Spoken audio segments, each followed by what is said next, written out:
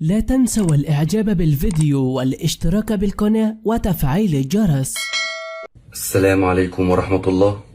بسم الله الرحمن الرحيم. رب اشرح لي صدري ويسر لي أمري واحلل عقدة من لساني يفقه قولي. احنا اتظلمنا والله، احنا اتهنا واتظلمنا واحنا جايين نقدم فن.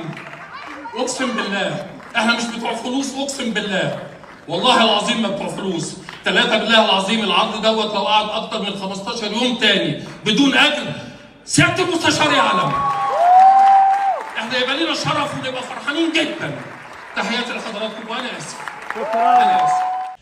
وما زلت من فريق مسلسل الكبير قوي، وانا النهارده بقول كلمه عشان خاطر الاستاذ بيومي وعلشان خاطر الاستاذ محمد سلام.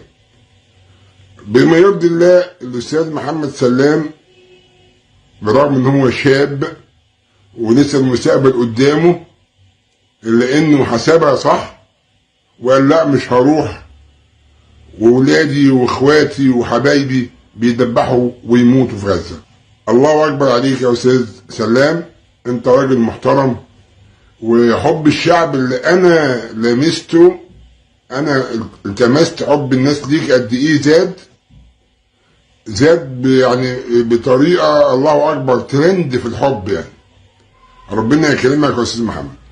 دي حاجه. الحاجه الثانيه الاستاذ بيومي، انا من فريق الكبير قوي، ما كنتش اعرف ان الاستاذ بيومي مسافر موسم الرياض.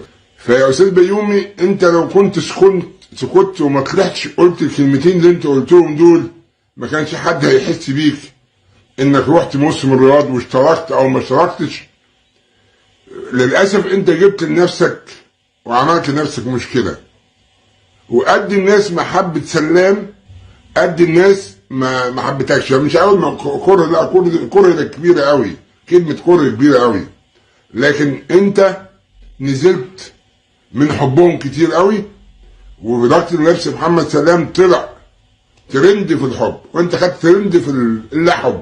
يعني انا عايز اعرف مثلا انت لو انت اجبرت على انك تطلع تقول الكلمتين دول، يا عم اسكت، انت رحت خلاص واشتركت، برغم من انك انت المفروض انت اللي تقول لا انا ما اروحش اشترك في موسم الرياض وانا ولادي واخواتي وحبايبي بيتدبحوا في غزه.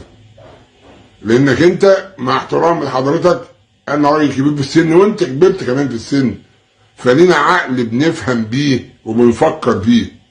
والله لو محمد سلام عمل اللي عملته انت ده ما حد هيلومه، لان زي ما بقول لك هو شاب، لكن انت راجل كبير كان المفروض تفكر. لكن خلاص انت رحت واتكلمت وعملت اللي انت عايزه. ايه لازمه الكلمتين اللي انت طلعت قلتهم؟ ايه هو لازمته؟ انا عايز افهم ايه لازمته؟ مين اللي اجبرك عليهم انك تقولهم؟ هل الراجل بتاع الرز ده هو اللي قال لك اطلع قول الكلام ده؟ بتاع الكبسه هو اللي قال لك اطلع قول الكلام ده؟ حتى لو كان هو اللي قال لك، برضه انت ليك دماغ وليك مخ تفكر. للاسف يا استاذ بيومي، للاسف انت نزلت في عيون ناس كتير قوي في الوقت اللي كبر قوي سلام في عين ناس كتير قوي. وللاسف الشديد انا يعني كنت من محبينك ومن معجبينك، ودايما كنت بقدرك واقول لك دايما كل ما اقابلك اشوفك اقول لك يا حاج بيومي، يا حاج بيومي.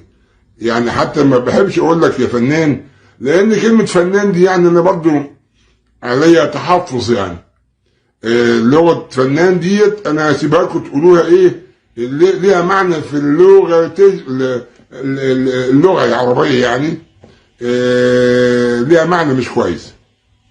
فانا دايما كنت بقول له يا حاج بيومي. للاسف يا حاج بيومي انت للاسف نزلت كتير في عيون الناس، ولو كنت اجبرت على انك تقول الكلام ده اطلع في فيديو وقول للناس انا اجبرت على اني اقول الكلام ده، وساعتها برضو مش هيبقى عذر يعني. ولكن انا عايز اقول ان انت اكبر من كده واكبر من انك تطلع تقول الكلمتين دول. انا والله زعلان عشانك، انت ما عندكش فكره. انا شايف التواصل السوشيال ميديا كلها للاسف بتقطع فيك، وانت ما كنتش تستاهل الكلام ده، وانت لو ما طلعتش قلت الكلمتين دول ما حدش كان يحس بيك انك رحت. وللاسف الشديد ان اللي عمل الموسم دوت بلد عربيه مسلمه، كان المفروض هم اولى باولى ان نقول لا مفيش كلام من ده الا لما اخواتنا واولادنا ياخدوا حقهم وضرب النار ده يقف. ولكن معلش اللي حصل حصل، وان شاء الله الدنيا تتصلح. وعدلك بيومي فؤاد، وانت راجل محترم سلام، وانت زدت في عيون نظر ناس كتيره قوي قوي قوي. السلام عليكم ورحمه الله وبركاته. ولو افتكرت حاجه تاني هبقى اقولها لكم. مع السلامه.